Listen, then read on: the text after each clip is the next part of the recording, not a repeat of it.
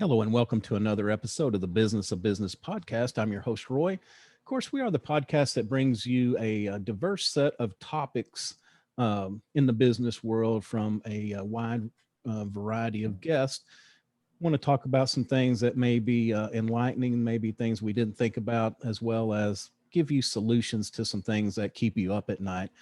Today, we're fortunate enough to have Kawan Karadaghi, and he stumbled into fitness and journeyed his way into becoming a master trainer. He wouldn't be where he was today without his mentors and his business partners. He now owns and helps operate gyms. He serves as a guide to help others find their strengths. He also hosts a podcast called ValueVerse to talk about the stories of mastery, growth, and success. Quan, thanks you so much for taking time out of your day to be with us. Roy, thanks so much for having me on. I love the work you're doing, and I strongly believe it's important for the world to hear. Well, awesome. Thank you very much. Yeah. And, we've had a few conversations prior to this, and I think that, we have a lot of information, a lot to unpack. So we're just going to jump in first. Tell us a little bit about your history, kind of how you found yourself in this space, and we'll go from there. Yeah, Roy, thanks. I basically was when I moved to Los Angeles. I had initially moved there to pursue a career in entertainment, and in doing so, you have plans, but as I always joke around, the universe of life has different plans for you, right? So I stumbled upon working out, and I found that I was actually okay at doing that, and I loved the immediate result from doing something and getting a result from it, right? So I got into fitness at that age in my late 20s there, and mid to late 20s, and it just kind of stuck. I owe a lot of credit to people around me that helped me find that, and to help me allow me to explore that even more. So I got into it because the changes it made on me, and then eventually it would become my life there, and it just sort of fit my personality and everything that I believed in, which was improving yourself, knowing yourself, and working on your strengths and weaknesses, and then somehow translating that into helping others. Yeah, I think a couple of things you've said that really resonate is number one, finding something that you love, because even if you can make a lot of money, if you're getting up hating your life or hating to do whatever you do, it's just in the end, it's not worth it. So, finding something that resonates. But then the other thing is the mentors and your partners. And it's just surrounding yourself with good, positive people that can, that you trust, that can give you some good advice, help you through these tough times, things that maybe you've seen or they've seen before that you're bumping up against. So, to me, those are a couple of the huge foundations of trying to do anything on your own. That's absolutely right. It's funny you brought that specific point up. I posted something on my Instagram yesterday, my Instagram story. It says, the first step to mastery is apprenticeship. Find a mentor and level yourself up, right? Find somebody that's doing kind of what you want to do, or that has knowledge in what you're doing, and shadow him or her and ask questions, and truly take on the role of just open-mindedness and being that student. So not knowing the answers is okay. Not shutting yourself out is the key takeaway there, to be able to say, okay, I don't know as much, but I'm willing to learn. I'm willing to put the work in and show up.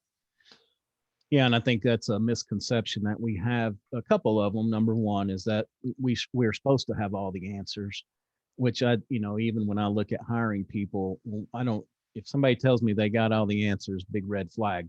What I'm looking for is somebody that knows, hey, I don't have the answer, but I can go get that answer. I know where to find it. I have the resources to acquire that information. Much, much more important. But also, I think that, well, also our egos don't let us say, I don't know that. But reaching out to other business people in the same space. Now, if you operate next door or same block, there may be a little pushback, but I think if there's enough geographical distance, there's not a huge business overlap. I think people would be very surprised that business owners are willing to give of their time and their knowledge to help somebody. We all want to help people.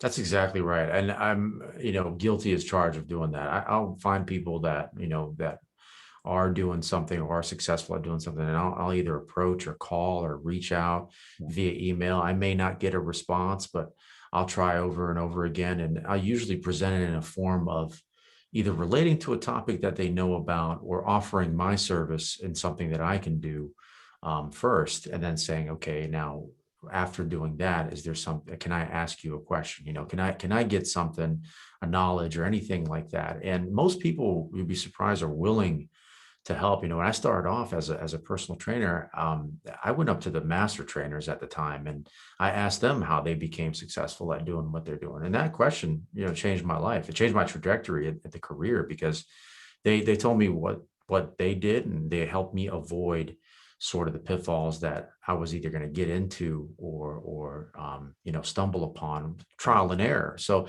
I firmly believe in reaching out to businesses, like you said, geographic, as long as there's no competition, direct competition, and then just getting tidbits and nuggets. If you do enough of that, you'll save yourself just so many years Yeah. of trial and error.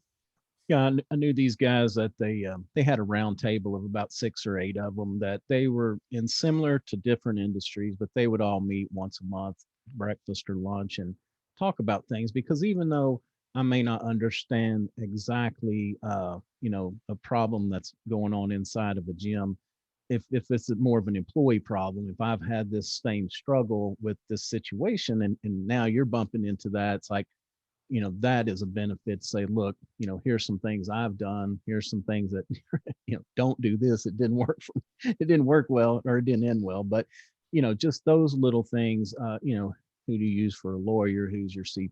Just all these things that we can gain from just taking the time to build those relationships. But, I think, like you said, I like what you said about you telling them seeing how you could help. I think we can't just take. We have to we have to be in a mindset to give as well.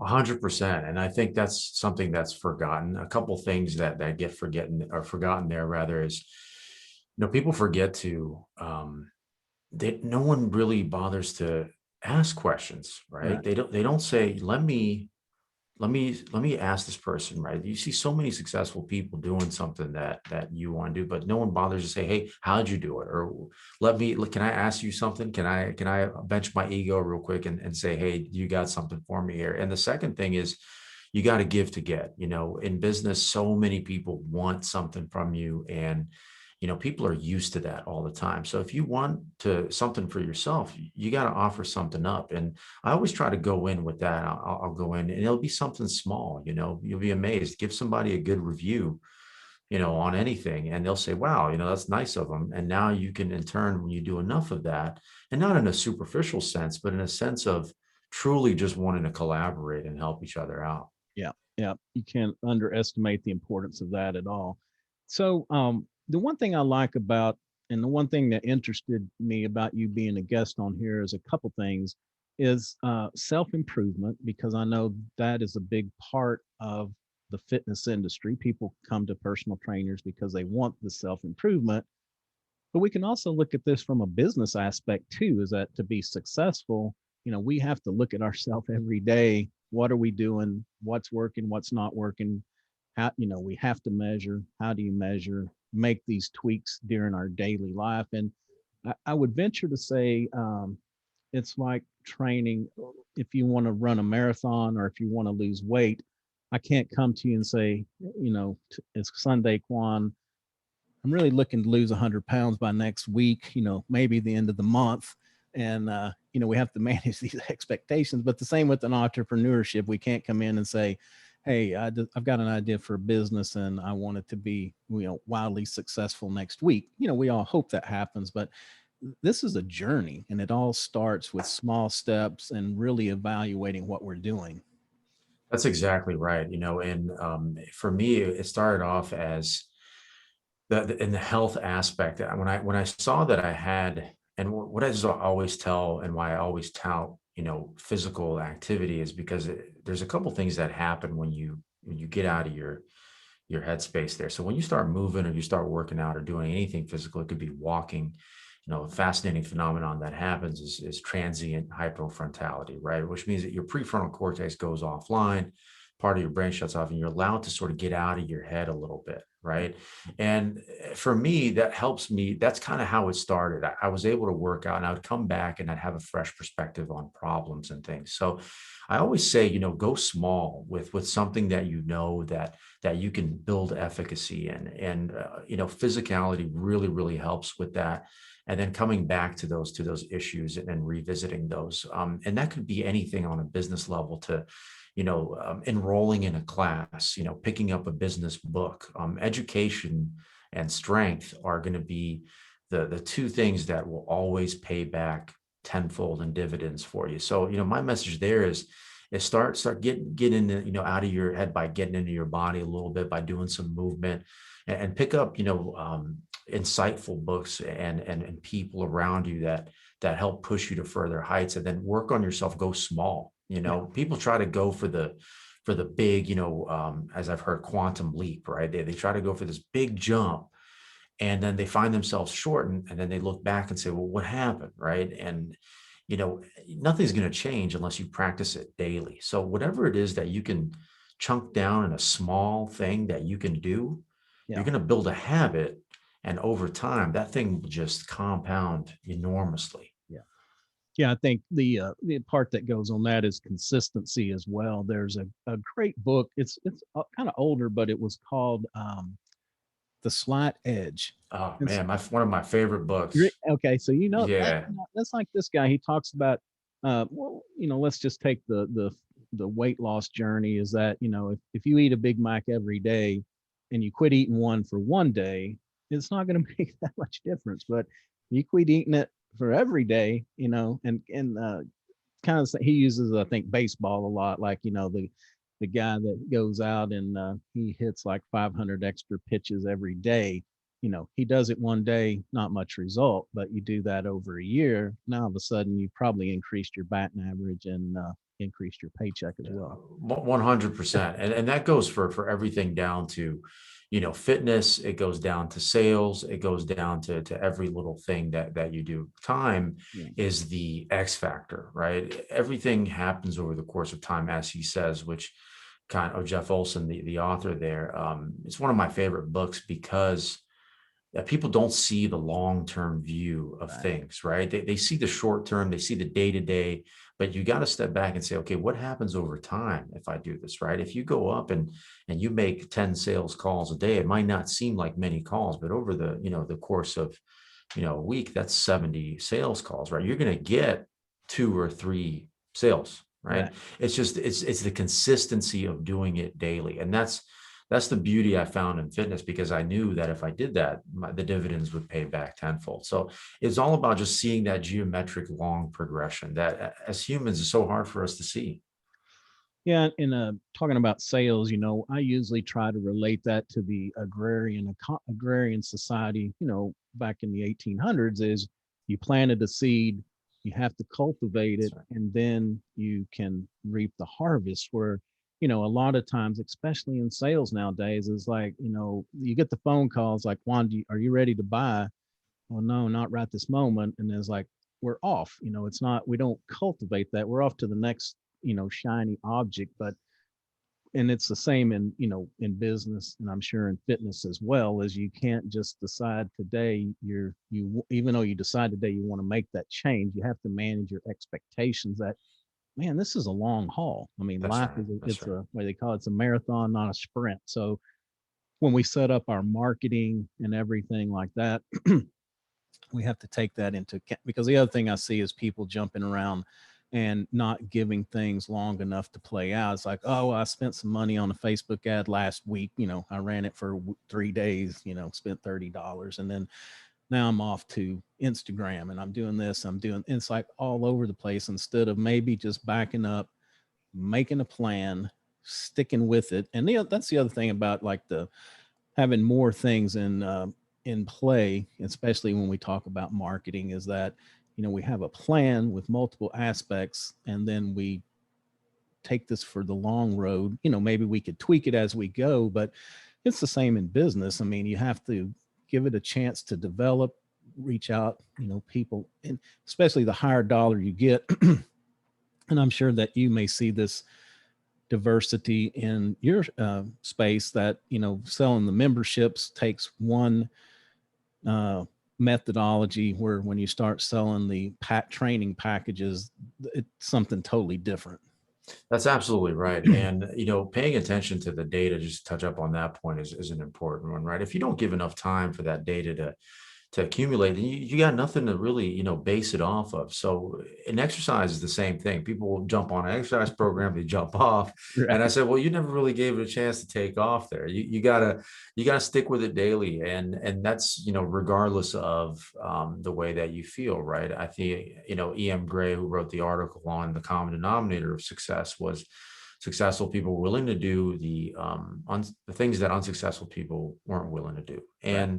And that's kind of it in a nutshell when it comes to that. You got to be willing to do it and continue to do it. And the training it came so easy to me, because for me it was, oh well, I believe in this, Right. and I can sell something I believe in. So I was overjoyed in what that was, because I was basically, as they call it, a transference of enthusiasm, right? I was giving other people what I had found and what helped me and how that was going to help them. So when it came to memberships, it was a smaller sale, and I was like, oh, it's not kind of the same transference, really. So how do I do that? And it came down to, allowing them to feel it and giving them the product that's going to sort of different, by connecting with them on a more closer level than just giving them the real estate of the gym and just saying, hey, good luck out there.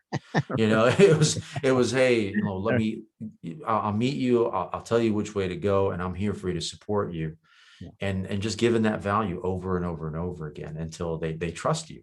Yeah. Yeah, definitely. Trust and like are two important factors in that. But I love that transference of enthusiasm, because it doesn't matter what we do.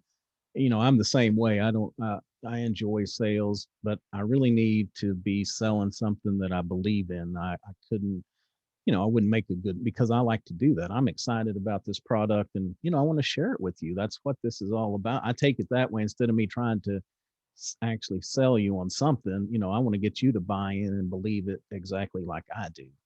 That's right. And I think that just comes from a place of, yeah, obviously you want to, make sure that you're helping this person in the right way, but just being honest with them, Right. and allowing for the sort of fluff and all the other things to fade away, and just helping this person help themselves. And that's kind of the hardest thing to translate, because you can't really, everyone's so different, so you're communicating to them is so key. So you kind of got to know who you're talking to, and meet them where they are at the same time. It's, if I talk to someone a certain way, and it might not appeal the way that the other person wants to talk. So you got to kind of know what angles they want and what Yeah. they're looking for. Yeah. And I talk about that a lot too, is that exploratory visit, whether, like you, maybe it's in person, maybe it's on the phone, but you have to ask the right questions, and you have to ask thoughtful questions, because when somebody calls you and says, hey, I want to train. Okay. There's all kinds of, I want to train to run a marathon, an Ironman. Maybe I just want to train so when I walk up the stairs, I'm not huffing and puffing. Maybe I want to make this an integral part of weight loss. There's so many different variables, but I think that's where in sales we kind of fall short, is we don't ask all these questions so that we can try to focus our conversation on what is it that you really want, what is it you really need, what is my product really going to do to fix for you.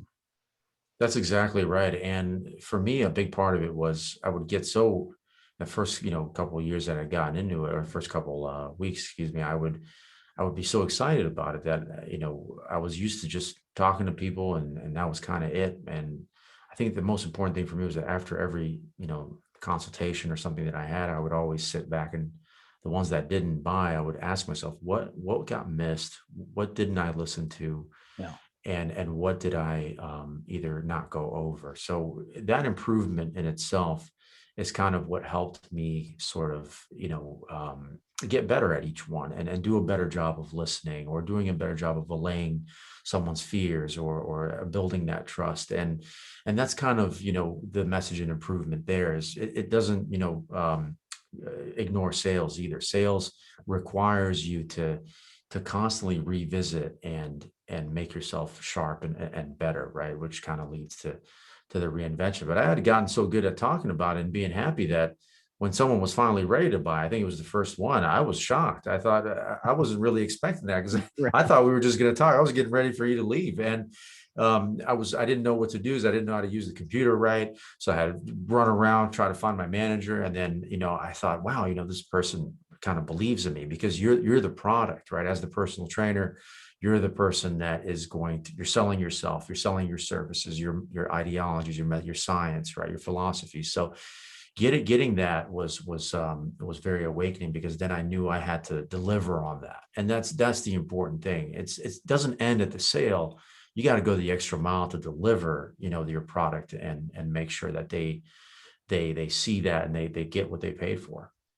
Yeah, I think that's an important part too. When we're talking about asking the right questions, it helps us with that follow up if they don't buy on the first go around. And the reality is, I think the smaller dollars you get, you probably that sales cycle is a lot quicker than high dollar. But I don't know. The last estimates I saw is that you have to touch somebody maybe 8 to 12 times before they buy, on average. So, always kind of plan, okay, if this doesn't close today, how can I follow up? And if we ask these thoughtful questions, then I think it makes it easier to have not just hey, are you ready to buy yet? Are you ready to buy now? But more of, hey, did you find another gym? Are you, have you started walking? Are you doing anything? Whatever their issue was, you can kind of address that.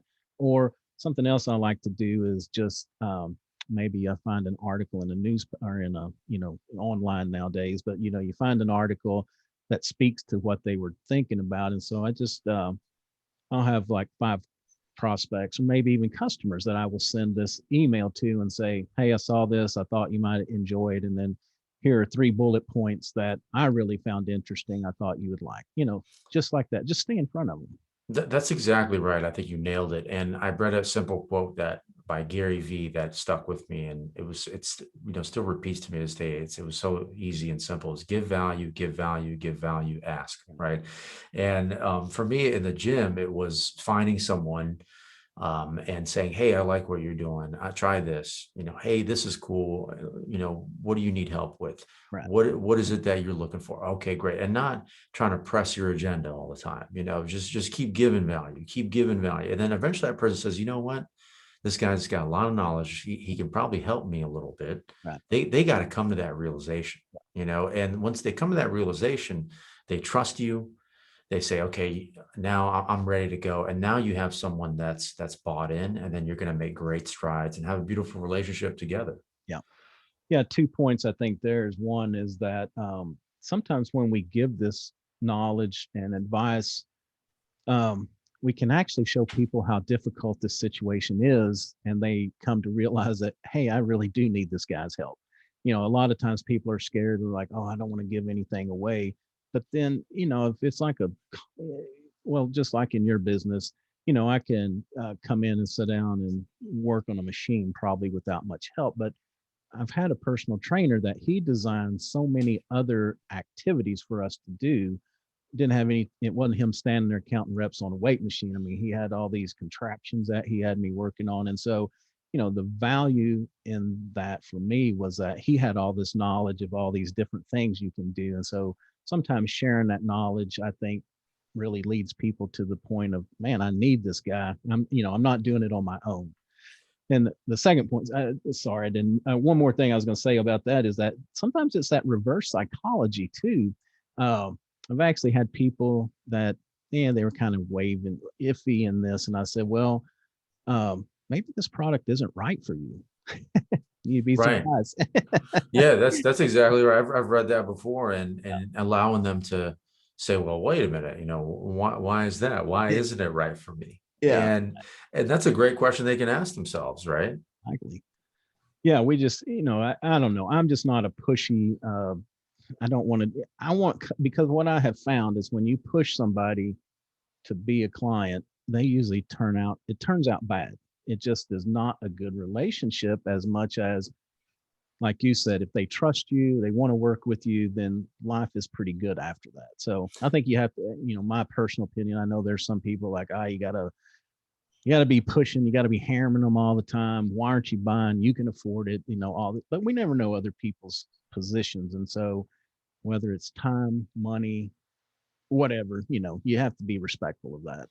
That's right. The mentor that I had, Joshua Elmore, and then later with my memberships was Dan Sussman. They both had a different way of doing things, but essentially got back down to they both were, excited about what they believed in. And one guy was great at being in the moment, being excited, truly excited about it because he believed in it.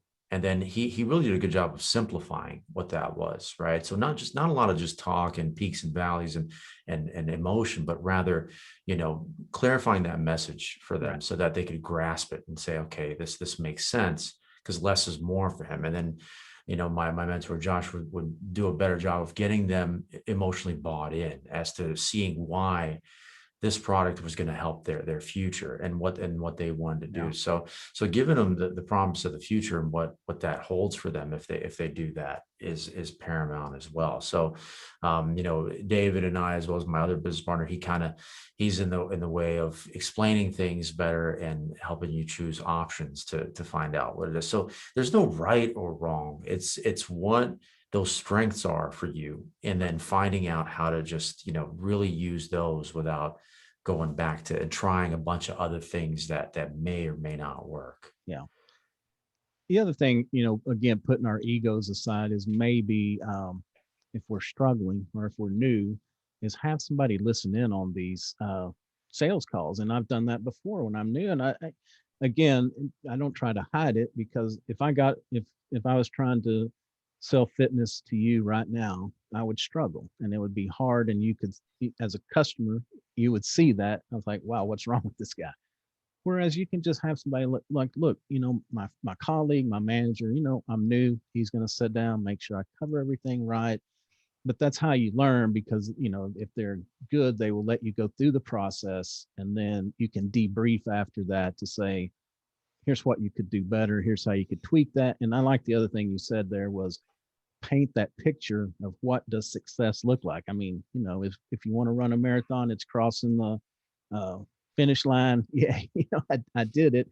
But what does success look like if you use this? That's right. And one of the most important things to do too is to get, a lot of people wait and they push the product, and then you get, these objections, right? Or these people that say, you know what, I don't know. An important thing is to get ahead of those and, find out what those are in the very beginning. That way you can address them and not run into them later on, right? So for me, one of my messages is never underestimate the power of repetition. Fitness translates to so many things in business. And one of the things that you said that was so true was having someone listen in and then run that. Like I'm just a strong believer in it. I would replay or role play with my business partners and my mentors, man, Roy, like hundreds of times until I was just, what they call, I think it's a psychologist theory, which is unconscious competent, right? You get so, used to doing something that you can do it in, if you're asleep, right? Unconscious, right? And I just did that over and over and over again until I was just so familiar. I knew the answers that were going to come, Yeah. and I was prepared to have an answer for those answers, right? So Yeah. it was really just laying that groundwork. You can't, you're going to save so much time, and nobody likes role playing. It's one of the most boring things because you're saying, okay, yeah, Sally, I'm ready to buy this thing. But it's so important because you find out how to get across obstacles, how to help them, and to really truly get to the solution. Yeah, I mean, you think about it, we in sports, we practice and practice and practice, and we practice, take baseball. What happened, okay, there's a man on first this time, the guy hits it to the left. What do we do?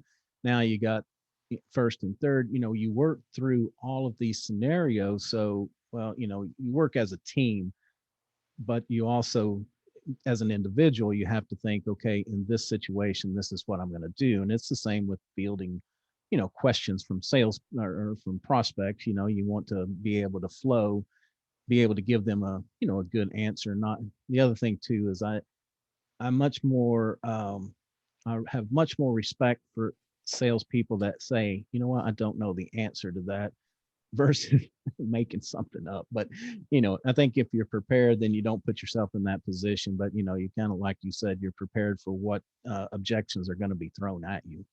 Which circles back to the whole, if you believe in it, all of this makes sense. If Right. you're selling something you don't believe in, don't do it, Right. because you're going to feel bad, you're going to feel guilty about it. And that's kind of, that's not what sales is, right? Sales is the transference of enthusiasm as well as influencing someone to help them in a way that will better their lives truly, Yeah. and save them time or save them money, or buy them, in this case of fitness, health and a longer shelf life, right? So that's a good transition to what else I just written down was self-care. And of course, it's easy for you because your business is self care, but I think it's a big thing for entrepreneurs and for businessmen. And I have to be the first to put myself under that bus and say, I don't. Uh, there are things I do to push myself in probably unhealthy ways that, like not getting enough sleep, feeling like if I just stay up late to complete this project. But what I have found in the past is that that leads to other unhealthy habits, like eating bad, trying to get that energy pop and things like that. So talk for a minute about how self-care can really help us perform better in business as well. 100%. I think, I read recently, I'm reading this book called Ego is the Enemy. And I never really put it this way, but he basically says, Ryan Holiday says, if you can't manage yourself, you can't manage others. Right. And I Right. thought that was profound, because it touched back on some of the things as a leader in any business or anything that you're doing, be it CEO, a sales advisor from even a lower level. I firmly believe everyone in their circle of influence, or immediate circle, is a leader in that regard. So in that, you have to take care of yourself so that you can take care of others, right? And for me, I have systems where everything is routinely based, right? So I started off in working out. I still do that 5, 6 days a week. And then, so I wake up in the morning, that the first thing I do is, I'm guilty of making, a pot of coffee. And so I get that going. But the first thing I do is I immediately jump into my reading, so that I read about 30 pages in the morning. And there's days I don't want to do it, Right. but I make myself do it, because you're only of value to those around you, depending on how much value you put in yourself and how much you basically, work on yourself. So I do that. And then my second thing is I always meditate in the mornings, right? So I do about a 10-minute, just, mindful meditation on the Headspace app, where I just sit, no thoughts, no anything. And I try not to have thoughts, impossible, but you just kind of just sit with yourself there and have that moment to slow everything down and be in the moment, right? And then I do my writing, so I journal, do a little gratitude journal, things that I'm thankful for. Then I go get my workout, and usually I'm done with all that by around, on a good day, around 7:30, 8 a.m. Right? So then I'm like, okay, now I can take on the day, I can do things and do that. So my message there is finding a routine that works Right. for you, in the terms of having a physicality in there. It could be the easiest thing as walking. Walk for 10 minutes, just get outside, look at some trees, look at some stuff out there, come back in. I know, do a little bit of self-care to your thoughts and what you're feeling that day, write them down, write down one goal that you want to do. And my biggest message to everybody there is just go small. Yeah. Don't create big standards for yourself, because, and I hate to sound like anything that's negative there, but it's just sure to fall apart when you create big, Right. quantum leaps that you got to do it. It becomes chore like, Yeah. Yeah. and then you don't want to do them. And then you say, well, that's it. It falls off. It's over. So be kind to yourself. Allow yourself the opportunity to succeed by truly just, lowering that expectation. So Yeah. self-care is critical. Yeah. And I think be kind to yourself too, that, sometimes we can have that list of to-dos and we get, if we got 10 things on there, maybe we get 7 things done we wanted to do today.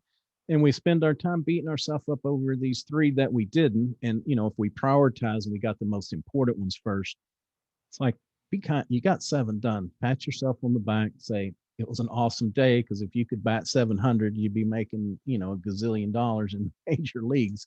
But we just have to. And I like the part about being mindful. I have recently started meditating, and what I will tell people is don't be too hard on yourself, and give yourself time, because with me it's hard to turn the thoughts off and sit there and not have thoughts, and you just have to keep redirecting. But what I have found is I have better some days are better than others, and if you just stay after it, I think on average you will have better days than worse days, but it's difficult. That's exactly right, and I think that that's a beautiful message there on the average tip, and also, it's all about just accumulating small wins. Right.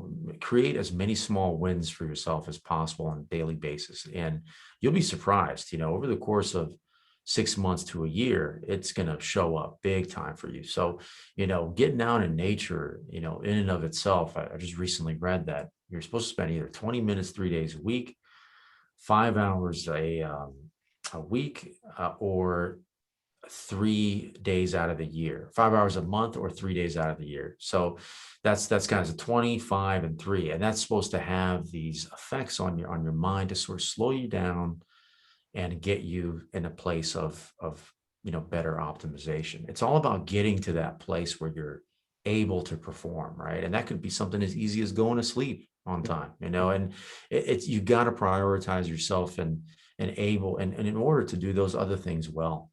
Yeah. And one thing I've started doing is I usually like to listen to podcasts or to music while I walk.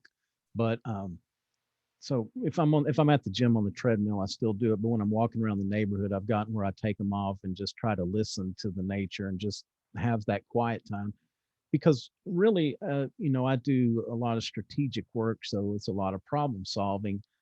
Sometimes when I run into a block, if I just get up and go walk, it clears my head. That it's like the solution comes to you, or maybe creative thinking. If you're, a new product line or something that you want to do different, it seemed like everything just comes so much easier when you take the time to kind of get out in front of a computer screen and let your head get clear for a minute.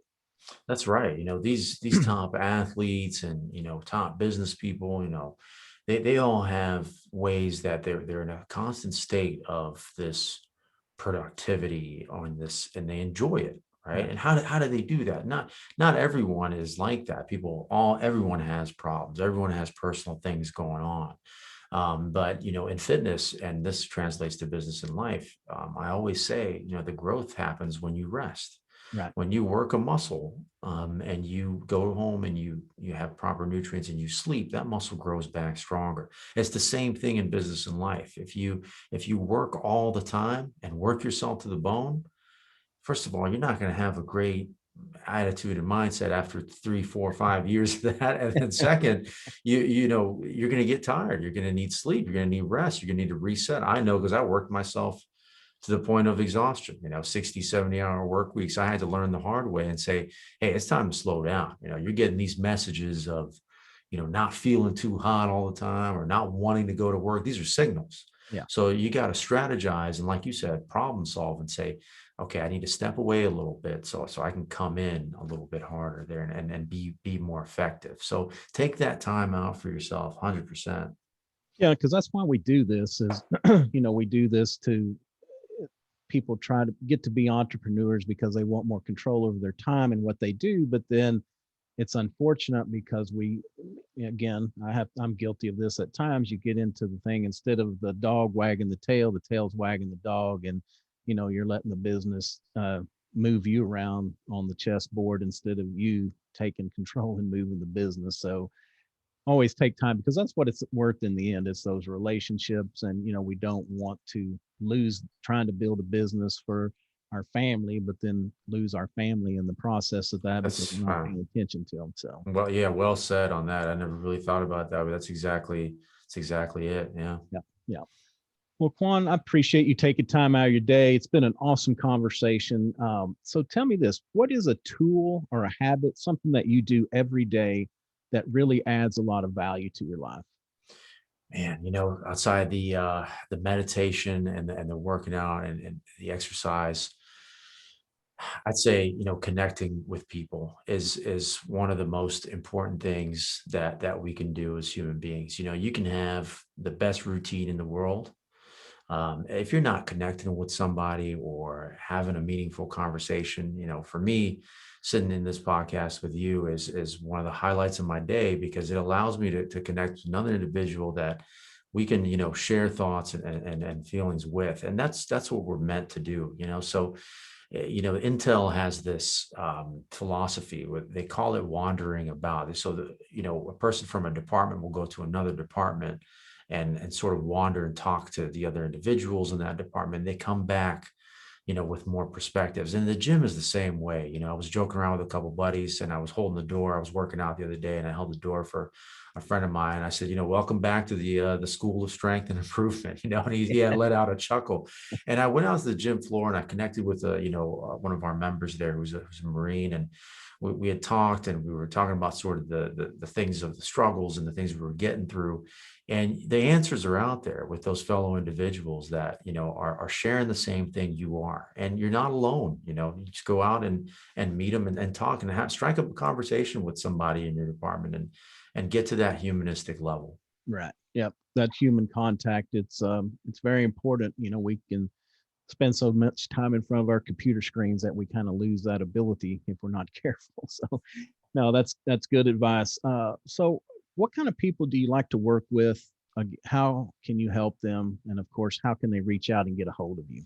Oh yeah, absolutely. I'm always in the space that I'm in now is I'm trying to add as much value as I can, to give back what I learned and hopefully give back what I learned, and basically, add as much value in their lives in terms of business, health, and in terms of that. So I have a podcast called ValueVerse where we talk about the journey, the storytelling of individuals that, like yourself, have succeeded on a business level and a life level to help others see that it's either possible or to gain insight from. And I'm on Instagram at ValueVerse is the best way to reach me. So you can always shoot me a message there, or www.thevalueverse.com. So I'm always open to adding value and to anyone that approaches me in any way that I can. And if I can't, then I'll point you in the direction of somebody that can, So that's kind of what I live by, because someone did that for me. So it'd only be right if I could do that. Yeah, we need to pay it back. That's for sure. Yeah, it just, I think something I was told long ago is that we are successful because other people want to see us be successful, which means, we've got people behind us helping us out. And I think it's great anytime we can help other people. But yeah, y'all go check out ValueVerse. Appreciate the time very much. That's going to do it for another episode of the Business of Business podcast. Of course, you can find us on all the major podcast platforms, iTunes, Stitcher, Google, Spotify. If we're not on one that you listen to, reach out. I'd be glad to get you added. We're also at www.thebusinessofbusinesspodcast.com, all the major social media platforms. Probably hang out at Instagram more than anywhere else. And a video of this interview will go up on YouTube once it goes live. So until next time, take care of yourself and take care of your business.